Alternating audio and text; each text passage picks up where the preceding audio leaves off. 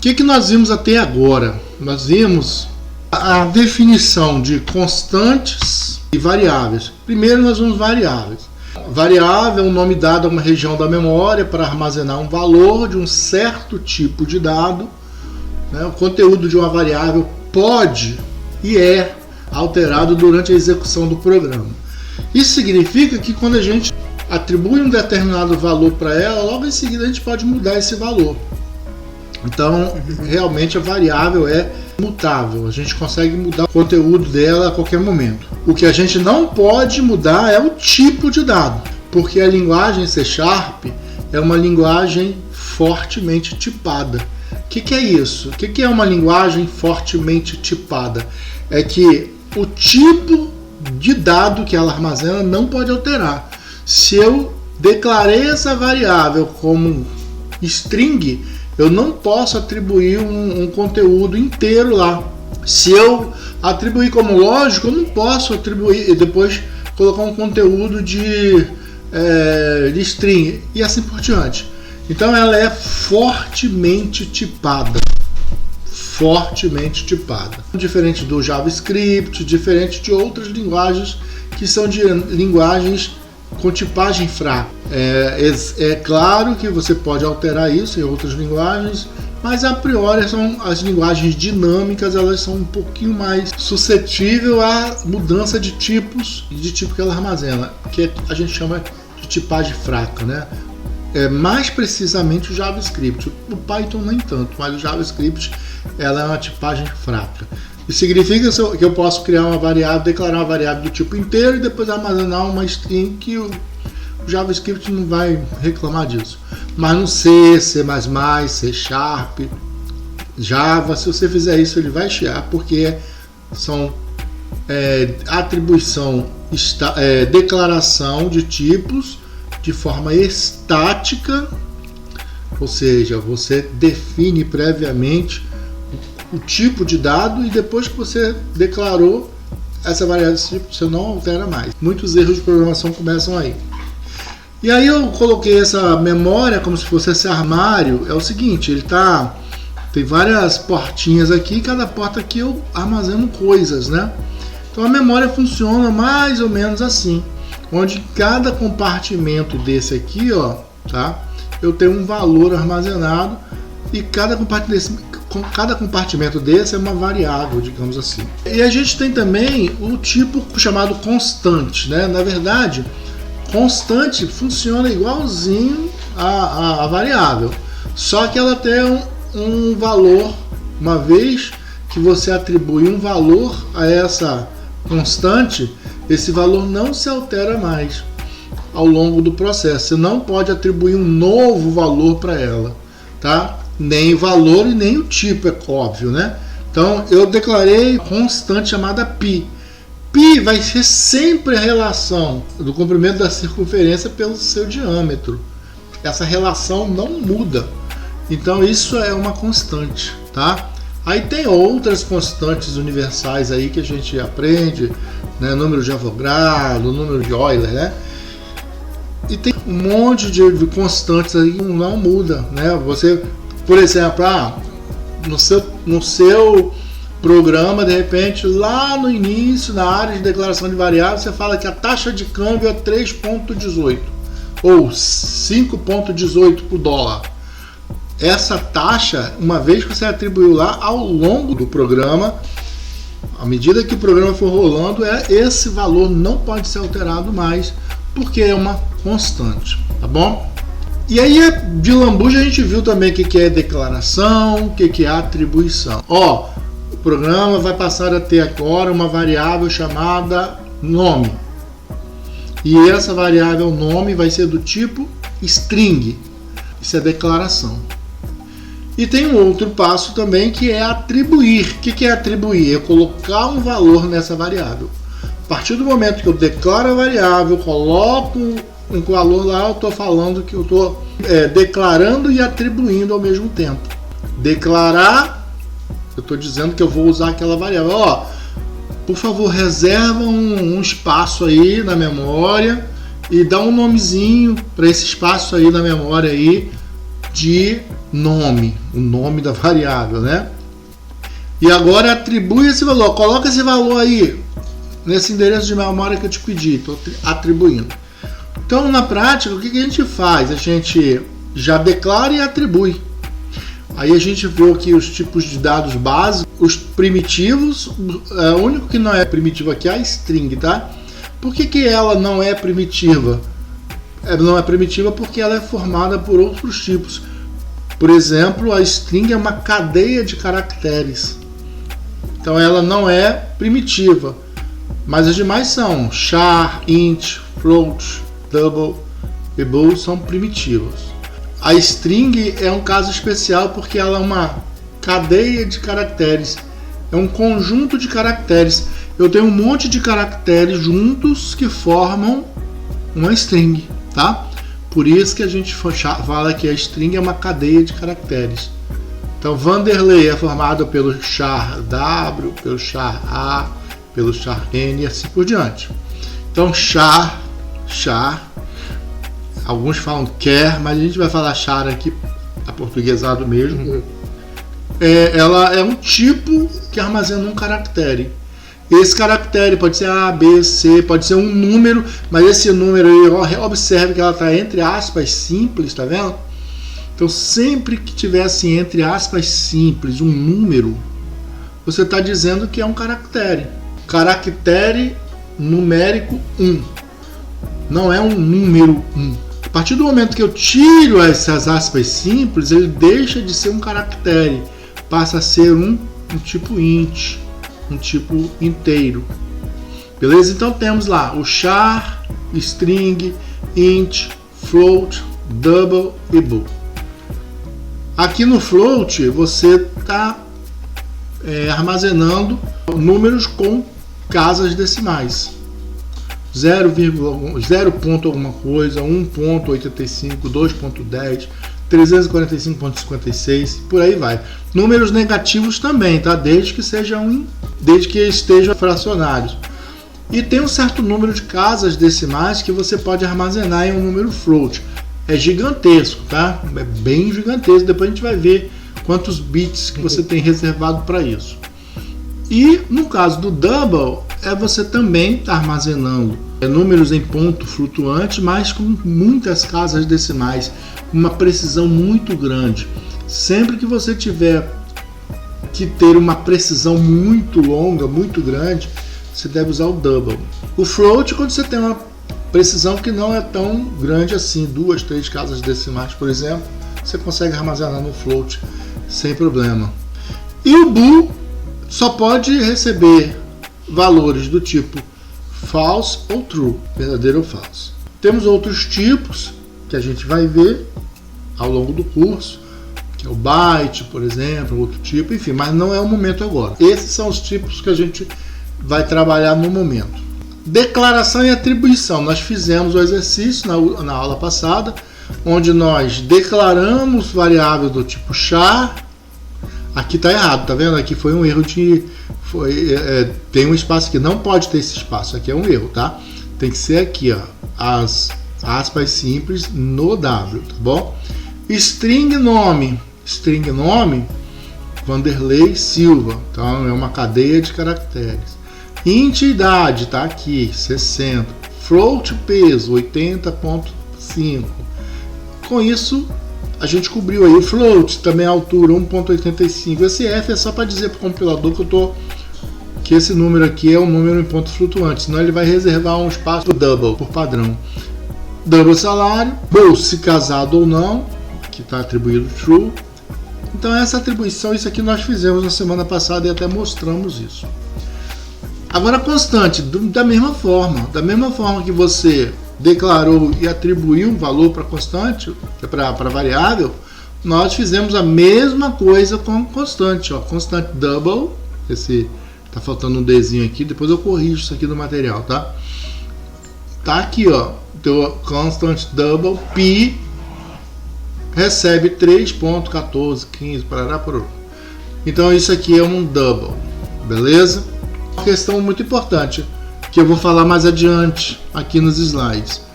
Há uma convenção entre os programadores E toda vez que você declarar uma constante, ela é declarada em maiúsculas, tá? Todas as letras maiúsculas. As variáveis comuns, elas são declaradas iniciando sempre com minúsculas e a letra mais significativa da próxima palavra composta que forma o nome em maiúscula. Por exemplo, esse aí a gente dá o nome de camel cased, tá? Ou camel case, que lembra a corcova de um camelo. É isso aqui. A outra forma é Pascal case, a gente vai falar mais adiante. São as chamadas convenções. Então, muita atenção quando for nomear variáveis e constantes, observe sempre a convenção. As linguagens de programação em geral diferenciam entre maiúsculas e minúsculas. Nome com N maiúsculo é diferente de nome com tudo minúsculo, que é diferente de nome com tudo maiúsculo. Então a gente tem que ter sempre muito esse cuidado, porque senão a gente vai chamar uma variável diferente da forma que a gente declarou, e com isso a gente tem um erro no programa dizendo que aquela variável não foi declarada, querendo usar uma variável que não foi declarada ainda. Tá? Essa diferenciação aí entre maiúsculas e minúsculas, a gente dá o nome de case sensitive. Ela é sensível ao caso. Tem linguagens que não se importam com isso. Você pode declarar maiúsculos ou minúsculos, tanto faz. Mas no caso aí específico das linguagens vindas do C, elas são geralmente ou na grande maioria delas, elas são case sensitive. Então temos aqui as variáveis, a string cidade, Santa Cruz Cabral, int, ano, nascimento, olha aqui o camel cased, tá vendo? Camel cased. Então é tudo junto, mas as letras mais significativas no nome da variável, ela é em maiúsculos, começando sempre com minúsculos. Tá? Isso aqui é o camel cased. A outra forma de declarar, mas que a gente não usa como nome,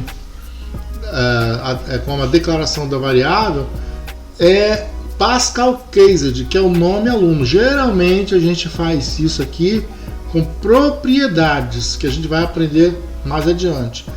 Aí é diferente, aí não é uma variável comum, é uma propriedade. Tá? Então uma propriedade a gente de fato usa o Pascal cased.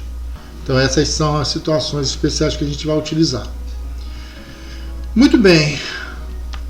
Aqui também, no caso de constante, já falei, né, que há um consenso entre os programadores que a gente utilize sempre a constante como maiúsculas. E aí tem aqui a estrutura de um programa em C#, que a gente viu também lá no início. Mas por enquanto a gente está trabalhando aqui nesse miolo aqui dentro do método estático main aqui. Que esse main é o ponto de entrada da aplicação. Nós estamos aqui. Lá provavelmente na semana que vem a gente já começa a falar um pouco mais sobre isso, que a gente vai aprender outras coisas além desse trivial que a gente está vendo aqui. Então essa área aqui é uma área de importação de bibliotecas, que a gente no futuro vai usar bastante. E aqui essa área que tudo que for digitado aqui, o compilador vai interpretar isso e vai transformar isso em código executável, código binário. E aqui, como falei, é o ponto de entrada. Então, sempre, o que vai acontecer sempre é que ele vai ler sempre esse main aqui, e a partir daqui ele vai chamar outros métodos, outras classes, enfim. Mas esse é o ponto central da aplicação. Tudo que você quiser que rode no teu sistema vai ser chamado por aqui. Tudo na computação se baseia em entrada, processamento, saída e feedback. A entrada são os dados que alimentamos o programa por meio do teclado, do mouse, da câmera, do microfone, do scanner, os periféricos de entrada. A saída é a informação depois de passar pelo processamento. A saída, então, é a informação que será exibida por meio do monitor, alto-falante, impressora. E aqui, o processamento, com os dados fornecidos e as regras programadas, ele vai fazer o processamento. Significa que ele vai executar as ações sobre esses dados. Então, alguma coisa será feita em cima dos dados que entraram, e a saída vai ser, então, esse processamento já feito. E aqui é o que a gente chama de feedback ou retorno ou retroalimentação. Então essa informação pode ser que ela precise vir aqui novamente, coletar mais dados, processar e exibir. Na semana passada vimos como mostrar essa informação. Então nós usamos lá o console write line, porque para a entrada de dados a gente não viu ainda, mas para a saída a gente viu. Então a gente viu a saída primeiro. E a entrada de dados aqui a gente está fazendo internamente, ou seja, nós estamos declarando e atribuindo valores à variável aqui, ó, direto, né? Fazendo, a gente chama isso aqui, a gente está chumbando os dados aqui, tá? Mas na prática, né, não é assim, né? Esses dados são coletados e essa coleta de dados ela é feita utilizando o comando de entrada, que é o que a gente vai ver hoje, que é o chamado readline, console readline. Esse readline, assim como o writeline, ele vai ler tudo que foi digitado lá no momento que ele solicitar um prompt.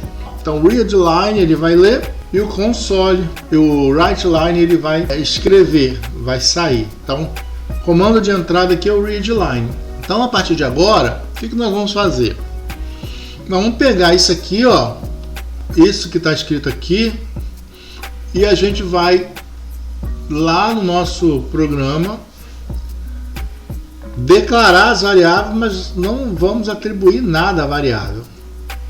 E depois a gente vai fazer o que? Ler tudo isso aqui a partir do teclado. Eu tenho um exercício que vai ficar melhor para praticar. Isso aqui vocês podem até fazer, isso aqui também, mas tem um exercício que eu deixei que a gente vai trabalhar um pouquinho mais isso aqui. Só prosseguindo aqui na explicação, eu tenho, para a gente fazer alguma coisa, né, algum processamento, no mínimo a gente tem que usar alguns cálculos matemáticos. E esses cálculos matemáticos são feitos através dos operadores aritméticos. Então nós temos esses básicos aqui, que é a subtração, a adição, a multiplicação, a divisão e o símbolo de percent aqui, que é o resto da divisão, que a gente chama de módulo. Então isso aqui é muito útil. Ao longo da nossa experiência aqui com C#, vocês vão ver que em alguns momentos nós vamos ver bem para que serve a fundo. Mas a priori, basta só entender que ele vai pegar um número e vai dividir por um outro número que você escolheu e vai verificar se há resto.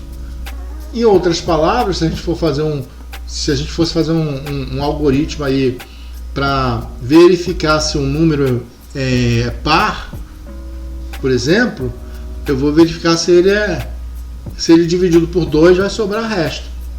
Se sobrar resto, é óbvio que ele é ímpar, senão ele é par. Beleza? Uma outra forma também é verificar se ele é divisível por um outro número. Eu quero saber se esse número aqui é divisível por esse. Então eu divido um pelo outro. Se sobrar resto, não é. Então são várias açõezinhas que a gente pode fazer ali para a gente testar, sempre de acordo com o contexto, de acordo com o que a gente quer fazer ali. Então a gente utiliza esse readline em conjunto com os operadores e a saída com o writeline para mostrar o resultado desse processamento. Aí eu fiz aqui uma outra inserção de conhecimento aqui, que são chamados operadores relacionais. Então esses operadores relacionais, eles também são extremamente importantes, porque a partir deles é que vai enriquecendo o nosso conhecimento agora, porque agora a gente vai poder comparar uma coisa com a outra, tá?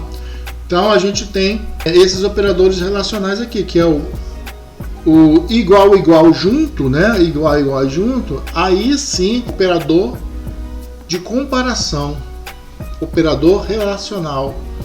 Então eu quero saber se esse número ou o conteúdo dessa variável é igual ao conteúdo dessa variável. Com isso eu estou perguntando a ele, é igual? É diferente de um sinalzinho de igual só. Um sinalzinho de igual, como está aqui, ó, tá vendo? Esse igualzinho lá em cima. Deixa eu pegar o laser aqui, né? Isso, esse igualzinho que está aqui, ó, não é um sinal de igual. Isso aqui a gente é um sinal de atribuição. A gente lê assim, ó, int resto recebe 10 módulo 2. Em outras palavras, eu estou verificando se essa divisão aqui tem resto. Se houver algum resto, significa que o número não é dividido. Existe um resto, né? Agora, eu posso perguntar, se tiver resto, se o resto for exatamente igual a 0, isso significa que o número é par, né? Então, se ele não sobra resto nenhum depois que dividir por 2, ele é um número par, tá?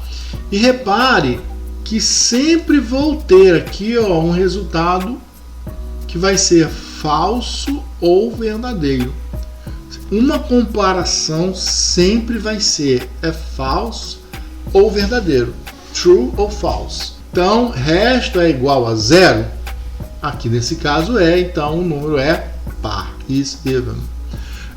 Se eu perguntar se o Gabriel é maior que Davi, eu estou fazendo uma comparação. Então os operadores relacionais servem para isso. Então, por exemplo, você é maior de idade?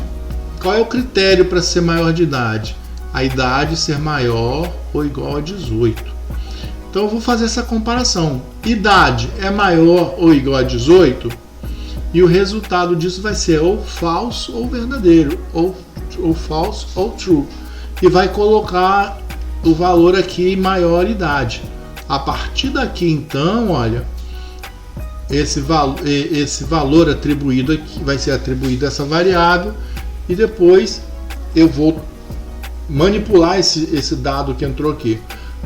Então, repare que ele foi declarado como bool, ou seja, lógico. Então, o resultado de uma comparação sempre vai ser um resultado lógico. Então, isso aqui a gente até dá um nome, que é a expressão lógica. Aqui também, ó, is masculino, outra convenção, tá, gente?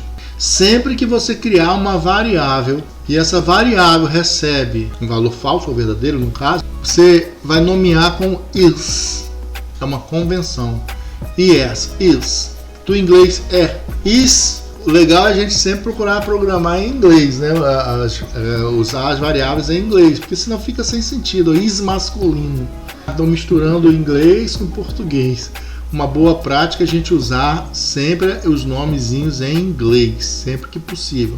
Então, mas para efeito didático aqui, is masculino, o sexo é igual a M. Então, se isso for verdadeiro, é masculino. Is masculino recebe true. Do contrário, is masculino recebe false. Casado recebe true. Se casado recebe true, então a variável is casado, is married, recebe casado. Então is married vai receber exatamente isso aqui, true. Is casado igual a casado, porque casado vai receber true.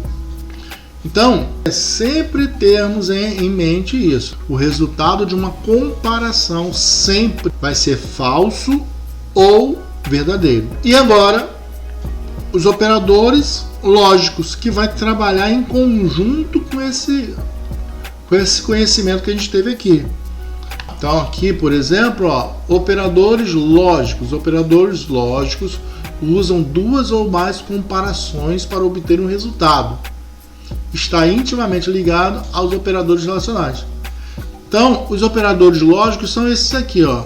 Dois e's comerciais, que é o e, as duas pipes, né, duas barrinhas em pé, que a gente chama de pipe, que é o ou or, e a negação do termo aqui, que a gente coloca uma exclamação, que quer dizer não ou not. Então, na verdade, vai ser and or not. E, and, ou, or, não, not. Então, aqui, por exemplo, eu vou fazer as comparações. Uma pessoa adulta, para adulto ser verdadeiro, a idade tem que ser maior que 18 e a idade tem que ser menor ou igual a 59. Essa expressão lógica aqui, ó, ela vai me retornar falso ou verdadeiro. Nesse caso, a idade é maior que 18, maior ou igual a 18, e idade é menor que 59, se isso aqui for verdade, então adulto é igual a verdadeiro, adulto é igual a true. Aqui adolescente. Adolescente só vai poder receber falso ou verdadeiro, porque é uma variável do tipo lógico, né, booleana. Aí, o que ela vai receber aqui? Ó? Idade é maior ou igual a 12 e idade é menor ou igual a 17, isso aqui já está dizendo claramente, né, que é adolescente. Então, isso aqui é verdadeiro. Qualquer coisa que eu mudasse aqui, ó, ele tornaria falso. Porque para ele ser adolescente, ele tem que estar com essa e essa comparação aqui verdadeira. Se pelo menos uma delas fosse falsa, toda saída vai ser falsa. No caso, quero saber se o cidadão pode votar. Para ele votar, ele precisa ter uma idade maior ou igual a 16. Então, a idade é maior ou igual a 16, se isso for verdadeiro, ele pode votar. Qualquer coisa diferente disso aqui, ele não pode votar. Beleza? Agora, criança, ele tem que ser adulto ou adolescente para ele não ser uma criança. Então, adulto ou adolescente. Isso significa que qualquer um dos dois, né, que vier aqui vai satisfazer e vai dar verdadeiro. Por exemplo, se ele tiver 18 anos ou 13 anos, ele aqui vai dar verdadeiro. Só que eu vou criar uma negação aqui, ó. Se isso aqui não for verdadeiro, se isso aqui não for verdadeiro, porque eu tenho a negação do termo, ó. O not aqui é a negação do termo. Então, se não for adulto ou adolescente, então ele é criança. Então, é legal a gente perceber que essas comparações que a gente faz, duas ou mais comparações, ela, usada em conjunto com os operadores lógicos, também vai me retornar uma saída, ou falso ou verdadeiro. E aí, a gente vai cobrir isso aqui a partir dos exercícios que eu passei para vocês. Eu acho que está aqui, ó. Deixa eu mostrar para vocês aqui.